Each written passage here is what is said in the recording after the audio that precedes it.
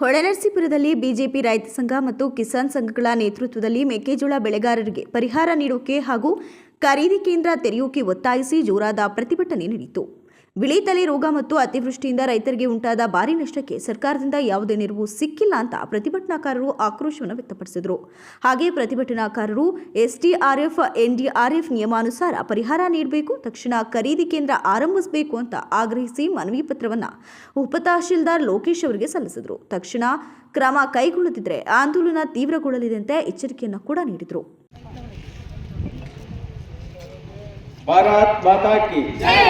ರೈತ ವಿರೋಧಿ ಕಾಂಗ್ರೆಸ್ ಸರ್ಕಾರಕ್ಕೆ, ರೈತ ವಿರೋಧಿ ಕಾಂಗ್ರೆಸ್ ಸರ್ಕಾರಕ್ಕೆ, ಭ್ರಷ್ಟ ಕಾಂಗ್ರೆಸ್ ಸರ್ಕಾರಕ್ಕೆ. ಇವತ್ತಿನ ದಿವಸ ಹೊಳೆನರಸೀಪುರ ತಾಲೂಕಿನಲ್ಲಿ ರೈತ ವಿರೋಧಿ ಕಾಂಗ್ರೆಸ್ ಸರ್ಕಾರ ವಿರುದ್ಧ ಚಳವಳಿ ಹಮ್ಮಿಕೊಂಡಿದ್ದು, ಮೆಕ್ಕೆಜೋಳ ಮತ್ತು ಆಲೂಗೆಡ್ಡೆ ಇದ್ರ ಬಗ್ಗೆ ಸರ್ಕಾರ ಕುರ್ಚಿ ಕಚ್ಚಾಟದಲ್ಲಿದೆ ವಿನ ಯಾವುದೇ ರೈತರ ಬಗ್ಗೆ, ದೀನದಲಿತರ ಬಗ್ಗೆ, ಬಡವರ ಬಗ್ಗೆ ಕಾಳಜಿ ಇಲ್ಲದ ಸರ್ಕಾರ ಇದು. ದೇಶದ್ರೋಹಿ ಸರ್ಕಾರ. ಎಲ್ಲದಕ್ಕೂ ಕೇಂದ್ರ ಸರ್ಕಾರವನ್ನು ಕೈ ತೋರಿಸುತ್ತೆ. ಇದು ಯಾವುದೇ ಜವಾಬ್ದಾರಿಯುತ ಸರ್ಕಾರವಲ್ಲ. ಕುರ್ಚಿಗಾಗಿ ಕಿತ್ತಾಡ್ತಾ ಇದ್ದಾರೆ.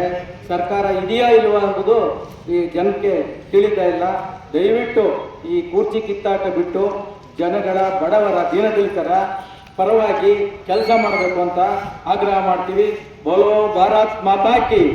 ಕಾರ್ಯಕ್ರಮದಲ್ಲಿ ಜಿಲ್ಲಾ ಪ್ರಧಾನ ಕಾರ್ಯದರ್ಶಿ ಗಿರೀಶ್ ಮತ್ತು ತಾಲೂಕು ಅಧ್ಯಕ್ಷರು, ಭಾರತೀಯ ಕಿಸಾನ್ ಸಂಘ ಹೊಳೆನರಸೀಪುರ ಘಟಕ ಅಧ್ಯಕ್ಷರು ಶ್ರೀಪತಿ, ಕಾರ್ಯದರ್ಶಿ ಕೃಷ್ಣಕುಮಾರ್, ರವಿ ತರಣ್ಯ, ದೀಪು, ಕಲಾ ಹಾಗೂ ಎಲ್ಲ ಪದಾಧಿಕಾರಿಗಳು ಹಾಜರಿದ್ದರು.